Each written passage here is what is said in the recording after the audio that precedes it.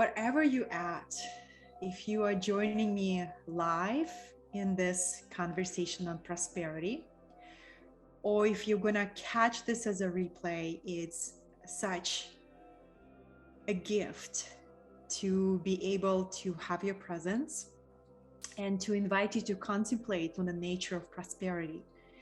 We contemplate together.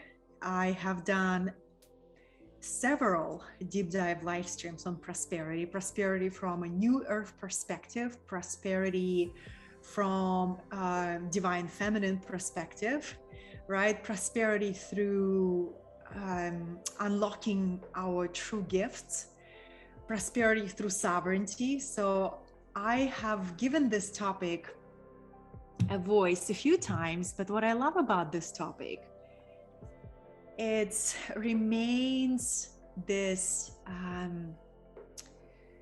incredibly relevant conversation because our prosperity, definition of prosperity for us changes with the maturity of our consciousness, with the different stages, right, where we reevaluate what's important. And I am recording this video at the end of year 2021, which felt incredibly fast and accelerated. And we are preparing to enter the new year. So even the season of where we're going to have this conversation invites, this contemplative approach, like what prosperity really means for you. And I brought 3 key ideas. So if you're just joining, you are not too late. You are the perfect timing. I brought 3 key ideas that I'd like to share with you. And I not only brought them, I also wrote them on a piece of paper because I find it's easier to remember, right? For me and for you and for us together. And what I have found in my own personal experience and working with a lot of people through my journey as a guide and as a mentor, that we tend to overemphasize one of these 3 keys and hold back from embodying or hold back from truly stepping up in one of those keys. So I'm going to introduce 3 key ideas. And when you listen, you do not have to agree with everything I say, right? Please don't. Don't believe anything I say. Check for resonance, right? Check for resonance and say, wow, this idea, actually, I find this to be true in my life as well. Or this idea sounds very interesting. I'm going to play with it. I'm going to experiment with it, right?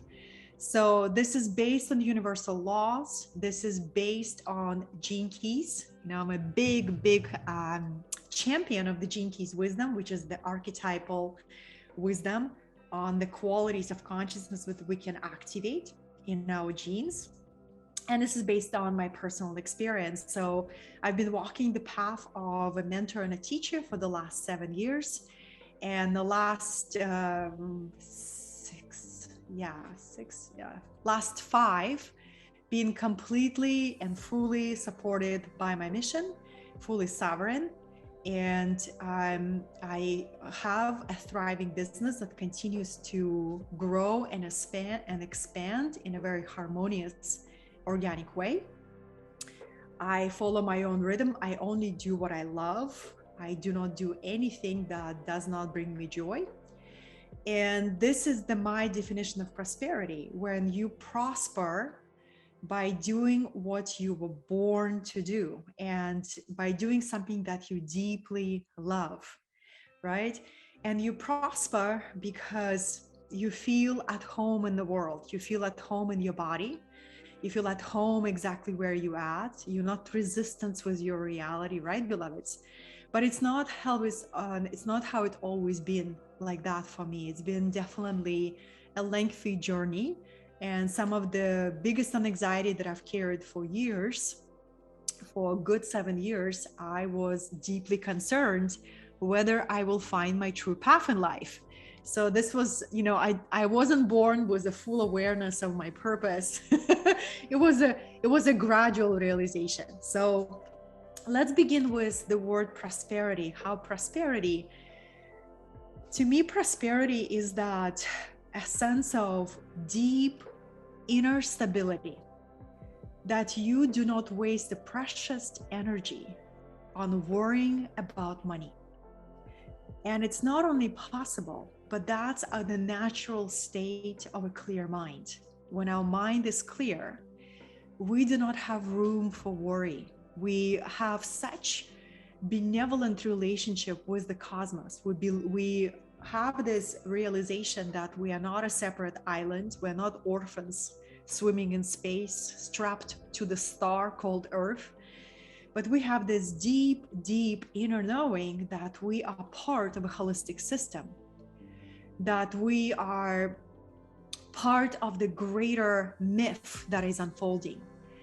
And that's the first stage of realizing your prosperity, is purging out survival fears.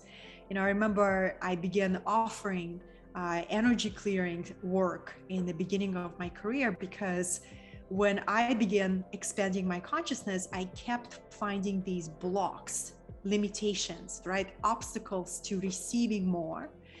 And it wasn't a matter of willpower. It was literally a matter of energetic blockages, survival fears that came from my family lineage, right?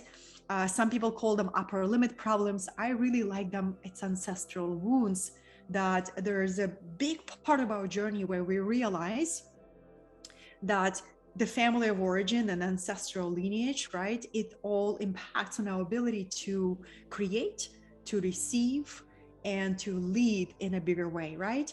So the very first stage is to realize the survival fears and begin this courageous, patient, and devoted work of examining every single fear. So if you study work of Byron Katie, right, one of my favorite beloved teachers, and you are in her presence, her entire process that she's been teaching for 20, 30 years consists of 4 questions. They're all designed to question stressful thought. So this is the big difference between somebody that you meet who lives comparatively simple life, and their field is so clear and so spacious that you spend time with them and you feel rested, and you say, wow, they live a happy and fulfilled life.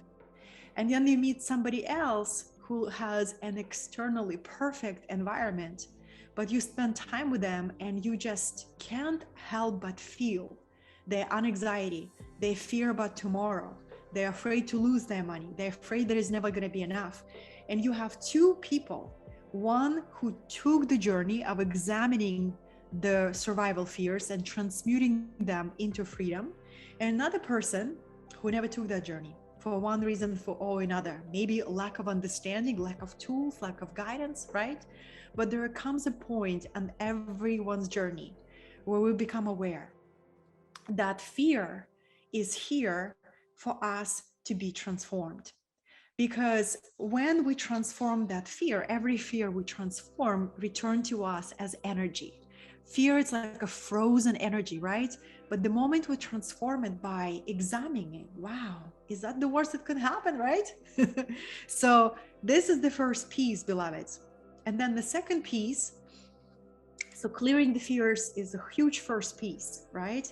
Then the second piece, you begin to realize, wow, prosperity is my birthright, but not from this kind of like a new agey, ungrounded perspective, me sitting on my couch and just declaring prosperity is my birthright. No, as a sovereign creator that every single one of us is born here to be, we come to each of our incarnations carrying the exact soul gifts that given to us, or which we choose them on the level of the soul, right? Because before we enter incarnation, there is a very careful design of each incarnation on the level of the soul. There is nothing random about your life.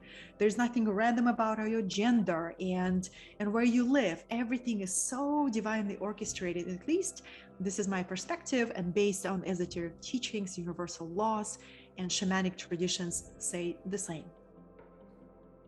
So if you remember that you came here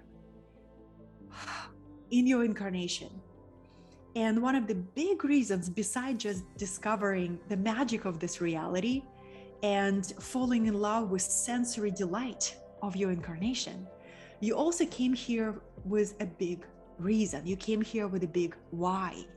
And you came here to find your sacred work, to find the work that only you can do. If you read Emerald Tablets, beloveds, I'm a big fan of Thoth, who was the god of wisdom.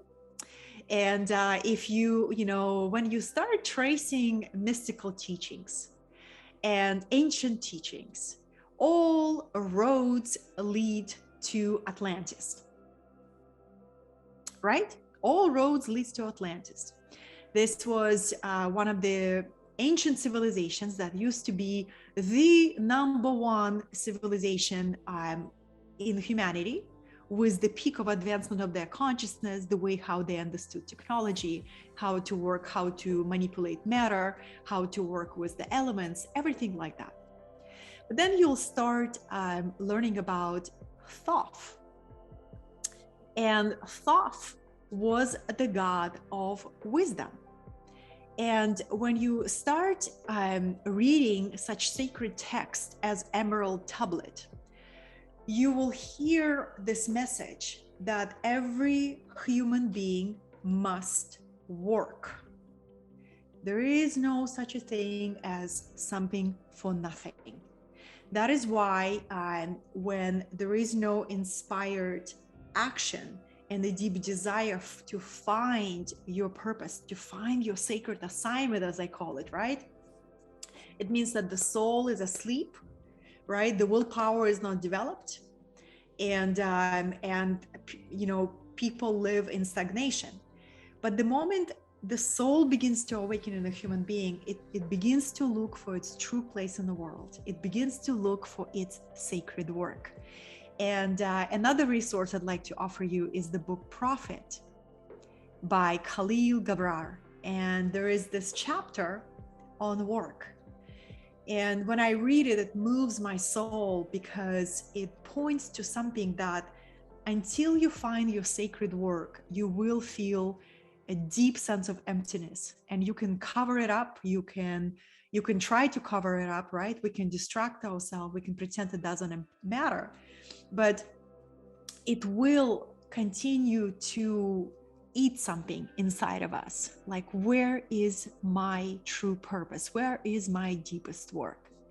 So this is the number one key to prosperity, is to find your craft. Wow, it looks like it's gonna rain. Okay.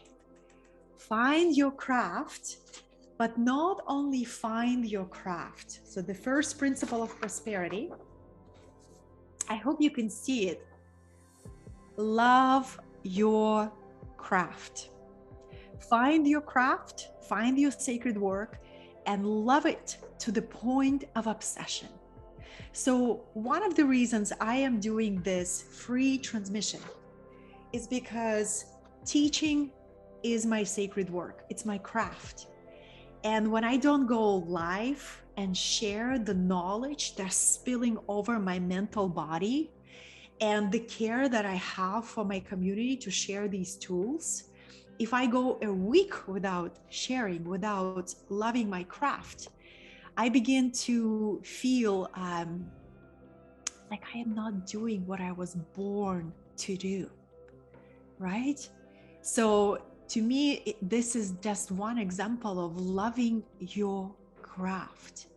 And you do your craft, so you carry out your craft, and you become better and better and better. That's because you love your topic, whatever that is for you, right? And it takes sometimes time to find your topic, to find what is your specific message.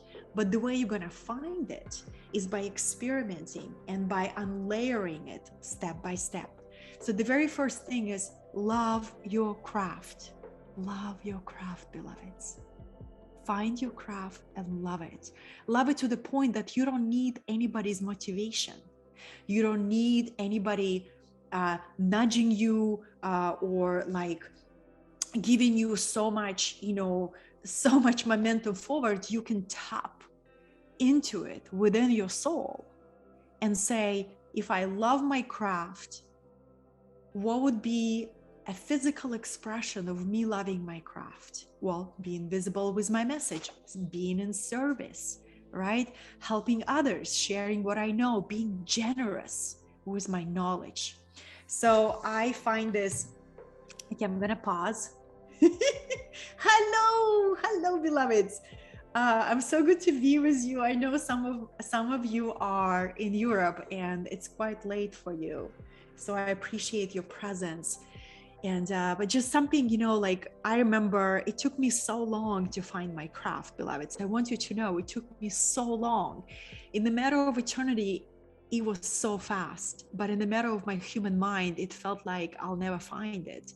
Because I had this challenge that I could be good at anything I would put my mind to. But my interest would shift.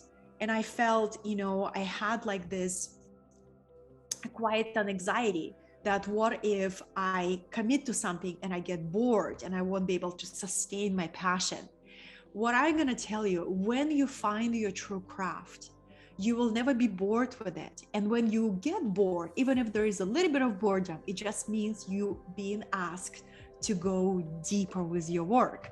I was in a Jinky consultation today with a beautiful soul, and we were contemplating what's the difference between trusting your boredom and looking at the boredom as a sign, hey, it's time for you to grow. The reason why you're bored is because you're overstaying your comfort zone chapter, and it's time for you to add some fire under the booty and take a creative leap and take a creative risk. Feel that sense of aliveness that only comes where you don't know how that creative initiative will turn out.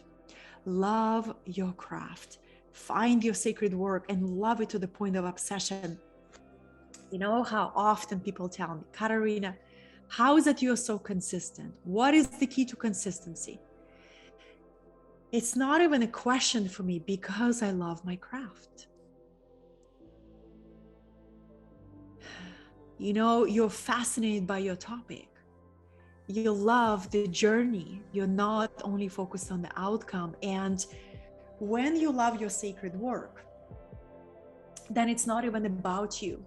Then you're gonna get up and do your sacred work even when you're not in the mood, because the love for your work transcends any mood. This is something that I also remind my fellow visionaries who sometimes get trapped and they're like, well, I get fired up and I'm ready to be on purpose, and then next morning I wake up and I don't feel like it. And what I encourage them to trust, that your vision gets to be stronger than your emotional moods. And the only way it's gonna be like that if you love your craft. So have you found your craft? Have you found your sacred work? And if you haven't, but you have the most fiery desire to find it, do not ever stop searching for it. Because all the years that you're going to be searching for it, your higher self, the source that channeling through you will be preparing your vessel, preparing your consciousness, preparing you for your sacred task. If you're not looking for it and drifting and wasting your incarnation, there's a whole other video that I created called the bird does not sing in the golden cage. Because how many of you have ever had that experience where you did something for a living because it was paying you well, and even though in the beginning it wasn't that unpleasant or bad or not interesting, you were like, I'm just gonna do this for some time as a stepping stone, right?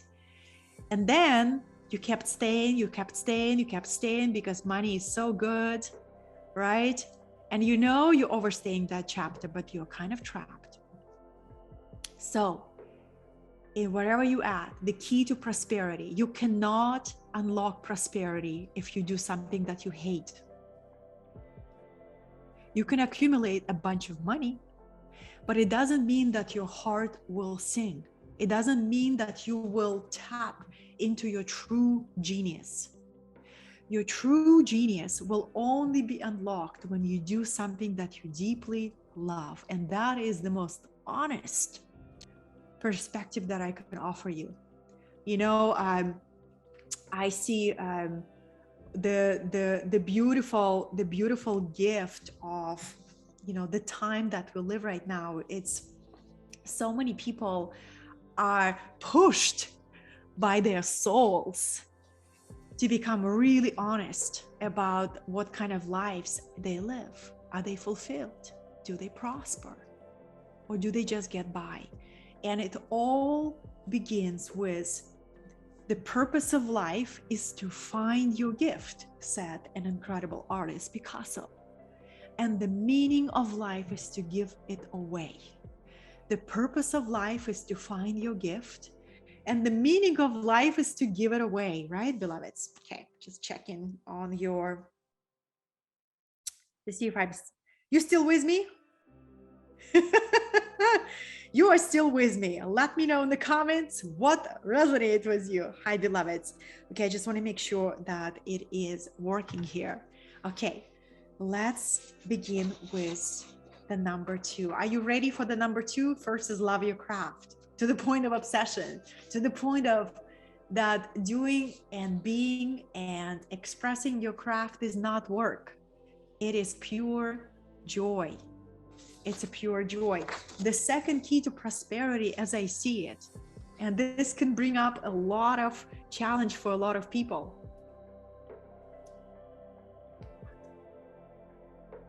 It's this: synergy. The key to prosperity, the second key to sustainable, harmonious prosperity. Prosperity doesn't require grinding, struggling, sacrificing yourself, competing, losing sleep over. True prosperity requires us to learn how to work together with others. And for my fellow lonely wolves out there, I'm gonna tell you, this is the lesson that I'm currently learning. I've been learning this lesson for the last probably 2 years, deeply, because the more my craft becomes available worldwide, I get to allow more and more people to support me. And every person that you add brings a set of personality and traits and history and energy to interact with, right? So synergy is a very powerful ability to work harmoniously with others. Maybe you were so fortunate, you saw it modeled from your parents. Maybe your parents were entrepreneurs and you saw it being modeled in front of you, how to work harmoniously with others, right? So it's a rarity, right? It's like when you love your craft and your business begins to grow and your leadership begins to grow, you are expected to lead. And this is the time where a lot of people realize that they never had leadership training. They don't know how to receive support, how to navigate conflict, how to negotiate, how to define boundaries, right? So a lot of this stage number 2, synergy, is leadership development. Your ability to move your mission, not only as a solo wolf, right? But as a part of the team. So I really like this expression that it is very rare that you will ever meet a rich hermit. And I find there is so much truth to that, because you can go fast by yourself, but you can go far together with the right allies, with the right team, with the right people who also see the vision that is dear to your heart, who have similar values. So this is the big one, right? This is the difference of somebody going from $10,000 per month to $50,000 per month in their business, right? This is the difference. How well are you willing to learn to work with others? And this is why when I teach Gene Keys, beloveds, and we talk about Venus sequence, how our gifts, our true soul gifts and our sense of embodiment get tested through our relationships. So the very first stage, we find our sacred assignment, we find our craft, and we work on becoming really, really masterful at what we do. Amateurs will not, if we bring an amateur and sloppy work, the world market will not reward a sloppy work. And we all know that, right? So mastery will always be in demand in any economy. But mastery not is something unattainable that you compare yourself, right? Mastery is your daily commitment. Today, I'm going to become 2% more effective. I'm going to become 5% more skilled. And it's your daily attitude because you're on the path of mastery, right? So the second one is synergy. How do we work well together? And this could be a very uncomfortable stage because it's very difficult to see your own shadows, especially, your own irritations. And this is the stage where we are invited to master our triggers, to master our reactions, to master this very human tendency to blame others. I haven't done my work because they got it to me late. I haven't, did this project because that person, it's, for me, how do I recognize the effectiveness of somebody's leadership? Is leaders will rarely put a blame on anything or anyone. Leader will say something like this: this is what I've learned in the last project that didn't go well. And this is where my responsibility laid in that experience, right? So always self-responsibility, always saying, if the project didn't go well or something didn't go well, what is my role as a leader in that? So blaming or complaining or worrying, is those are the energies that needs to be transmitted on this stage, because if we don't do this emotional alchemical work, then we continue to attract the situations, the people, the postponed failed projects. They are simply a mirrors of what's going on within us. Universal principle, universal law. I love Hermetic philosophy. And when you study Hermetic philosophy, it's these universal natural laws. And the first one is, one of them, the one comes to mind right away, is as within, so without. So whatever is happening within ourselves, right, will be reflected in our business, in our mission, in our creations.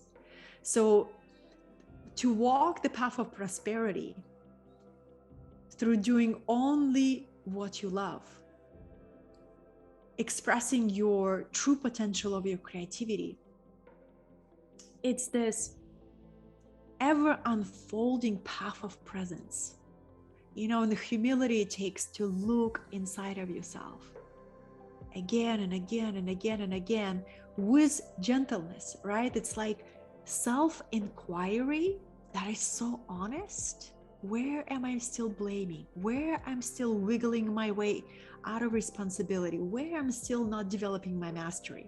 Without beating yourself up and like crucifying yourself for mistakes, right? It's a very, very fine balance.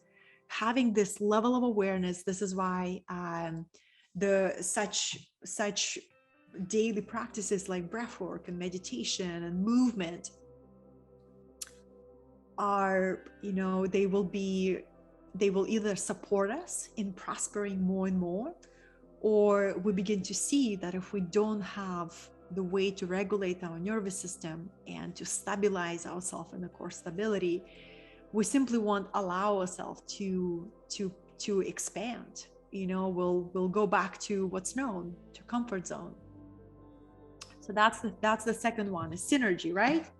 Then we have the last one that I prepared for you. This one I love so much. The third key to prosperity is your ability to develop skill and the how to do this, especially right now in this online world, where online world is not going anywhere. And the things that people start doing virtually in 2020, it only continued in 2021, and it will continue moving forward. So if your business is not online yet, it doesn't have an online presence, if you don't have an online brand, this is it could be quite a challenge. So the number one thing that people will do is Google you and take a look at your online presence. No matter if you are on a dating app or if you're applying for a job, or if you're hiring a team member, how strong is your online presence is something that is very, very important right now, right? So here's the big piece. When I see that people can't break through particular income level and they're stuck on one level, and they say, what do I do? What can I do, right? How can I prosper more? How can I work less? How can I work less and receive more? Well, I want to see if they have this piece. This is the third key to prosperity. Your ability to clone yourself. Your ability to clone yourself. What am I talking about, right? Is it DNA cloning? No, darlings. What I'm talking about is your ability to take your knowledge, your experience, your wisdom, your passion, take it, put it into a system, a series of steps, a process, and design a beautiful packaging for it and offer it to the world in a way that is scalable and sustainable. And this is a big, big piece that I personally love in my business, is ability to package my knowledge and my experience and every single strategy that I personally trailblazed, I can offer to those people who want the same, who maybe a year or 2 years earlier on their journey, but they want to travel a similar path as I do, maybe my fellow teacher, my fellow mentor, my fellow healer, right? And they say, well, how did you do it? I have it all packaged. That's one reason, cloning yourself. A second reason, that fulfills my deepest desire for legacy. You see, one of the core philosophies that I personally have is that we don't know when we're gonna die. And this is very objective and honest truth. That we may have 5, 10, 30, 60, 70 years, or we may have only one day. And the legacy that we are going to leave behind in this age and time is going to be a digital legacy. I mean, you can leave a printed book and most likely it will make it. If somebody that you entrusted your printed book, right, or series of books will do the job of making sure that work of yours is alive.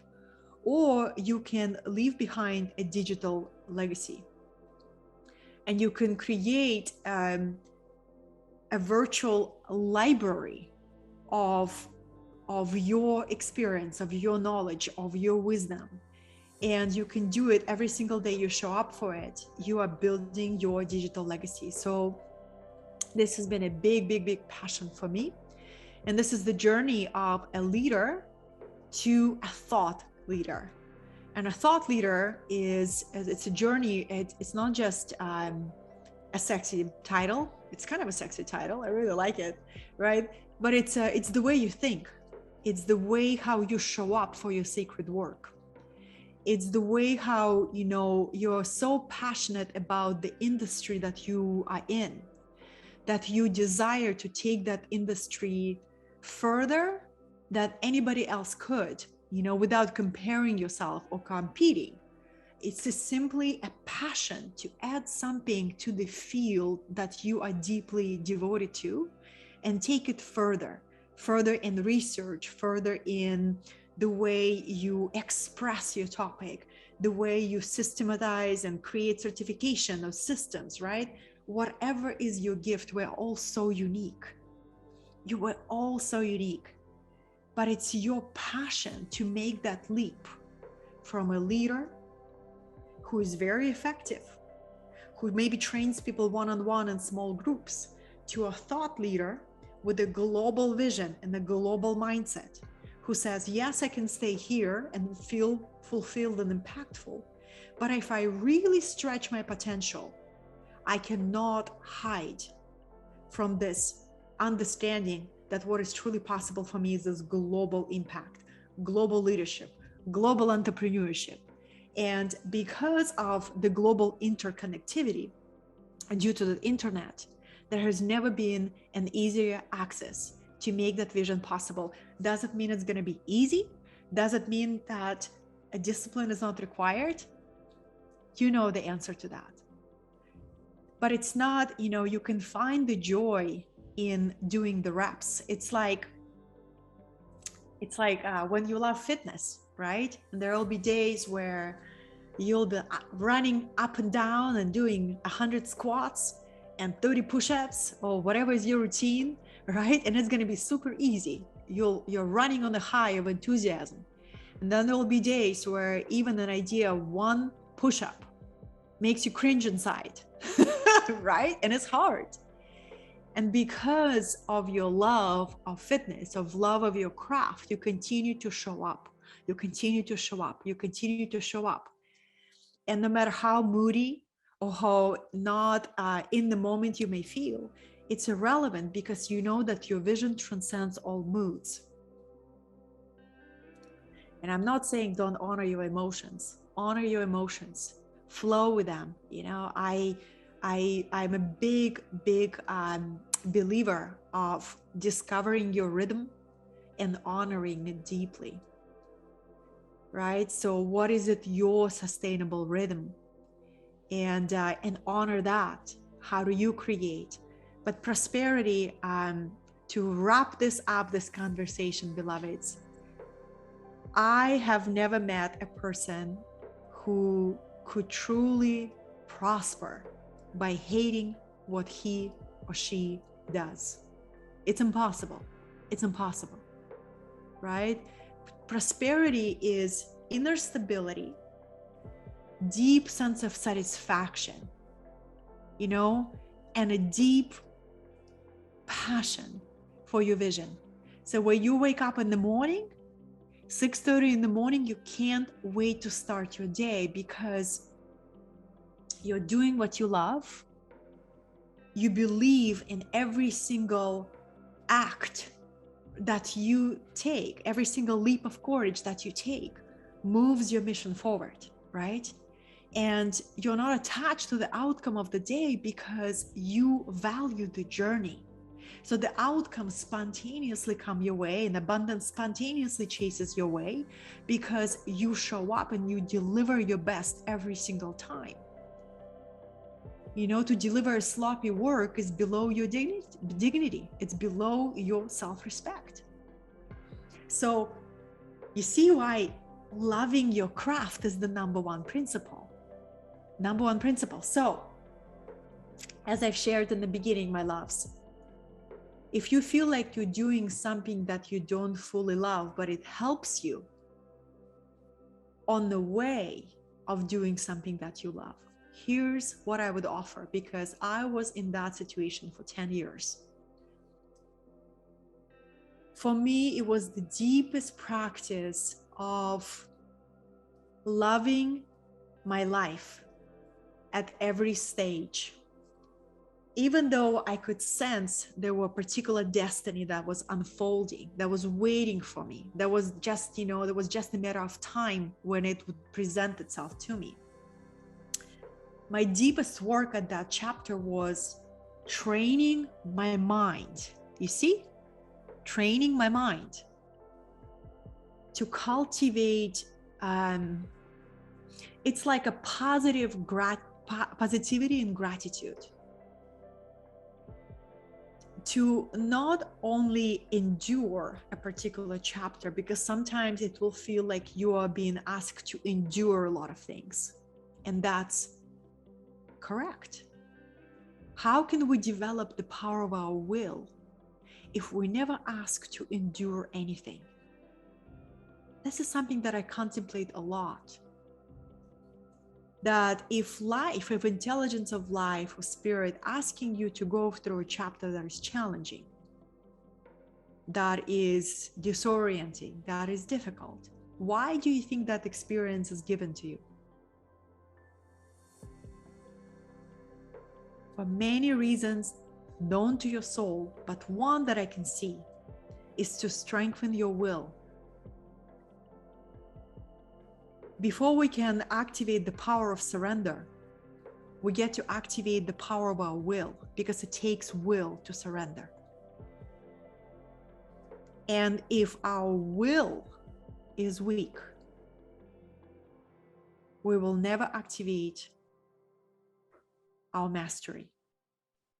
So it takes will to show up for your work. It takes will to try again. It takes will to launch your creation into the world. It takes will to begin again. You can call it mindset all you want. Mindset without a willpower, not going to take you far. It takes a willpower. And then after you strengthen that will, right, you get a different kind of training. And it's a training on, can you get out of your way? Can you surrender? Can you allow spirit to move through you? But this could be a completely other transmission on the will to surrender. That's a good name, right? The will to surrender. I love it. I love it. The will to surrender. Prosperity is just like sovereignty, in a sense that sovereignty is your birthright. As a soul, nobody can take away your freedom, beloveds. As a soul, you cannot die. As a soul, you are eternal. And in this human incarnation, we take on the body. We take on a human life that is filled with magic and also challenges, filled with joy and with pain, filled with miracle of love and the devastation of loss. It's all of it.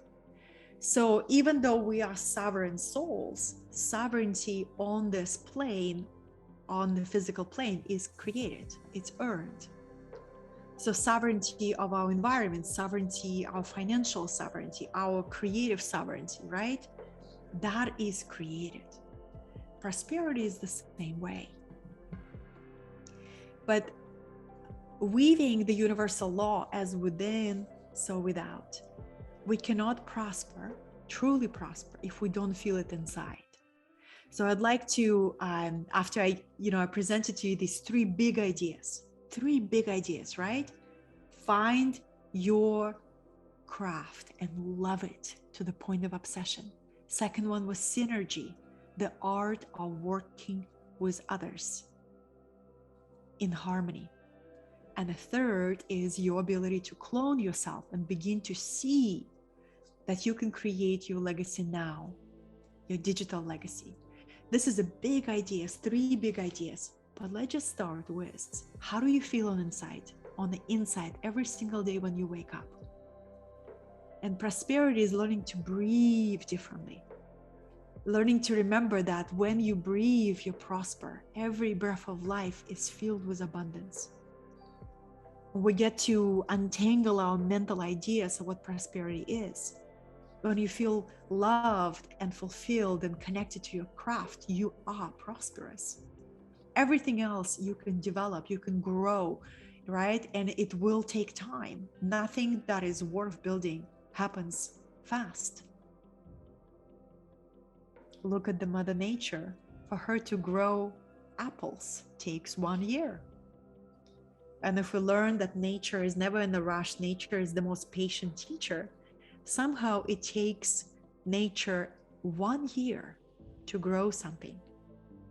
And sometimes our human impatience tells us that we have to get something in 30 days.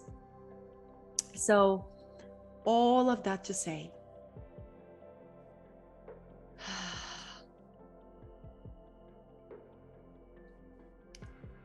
it is magical and beautiful when you begin to orient yourself to creating a prosperous life.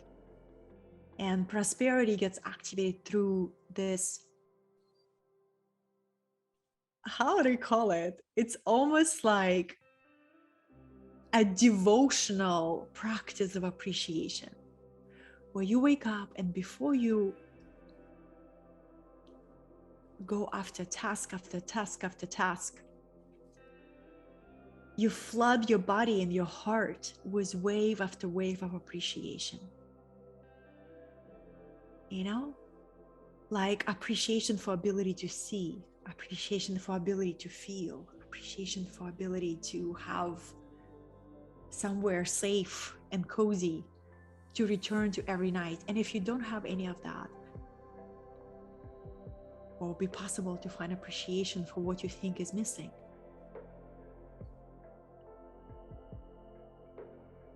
That's the magic, because when we open our eyes and our feeling bodies to appreciation, we begin to receive inspiration. Appreciation, inspiration leads to creation. And creation leads to prosperous living. It's so good to be with you. It's so good to be with you. I love sharing these ideas together, really reminding each other what's possible. And no matter how long it takes, you know, in the scheme of eternity, as souls will come back again and again and again until we master perceived limitations of this physical plane. When we really remember who we are on the level of the soul, that we are divine essence cloaked into human form, just temporarily forgetting the full potential of our abilities. And with every wave of self-realization, we begin to remember our power, we begin to remember our magic, we begin to remember that the unique medicine that we carry is beautiful and valuable and needed in the world. And when we purge out the last survival fear and we retrain our mind not to worry, but instead of worrying, dance with gratitude, right? Because when you're in gratitude, you cannot be in worry. One or another, your mind cannot split itself into two, right? And yes, it's an ongoing training of self-mastery. But what else are we going to do with our time on the planet? Self-mastery can be playful. Self-mastery can be joyful. Self-mastery can be so fun. Because the more you master yourself, the more you can master your reality. The more you can become, the deeper is your will to surrender to the great artist who is envisioning your soul into existence. And then you become that vessel, right? and the more available you become as a vessel for the Great Spirit, all fear leaves your system, including the fear of criticism, fear of judgment, fear of making a mistake, fear of choosing the wrong timing, fear to make a wrong decision.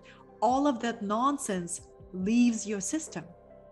And all you have left is so much creative space to dream your reality, to dream the reality that wants to stream through you into existence, to be the oracle, the channel for the Great Spirit. What else is possible when we learn to get out of the way? And that's a deep, deep training. I'm so grateful to be with you. If you'd like to stay connected, you can find me on the other channels, YouTube, Instagram, LinkedIn. All of them have the same name, Katerina Satori, the same as my website, katerinasatori.com. If you'd like to stay connected outside of social media, I offer free monthly wisdom transmission that you can sign up to on my website.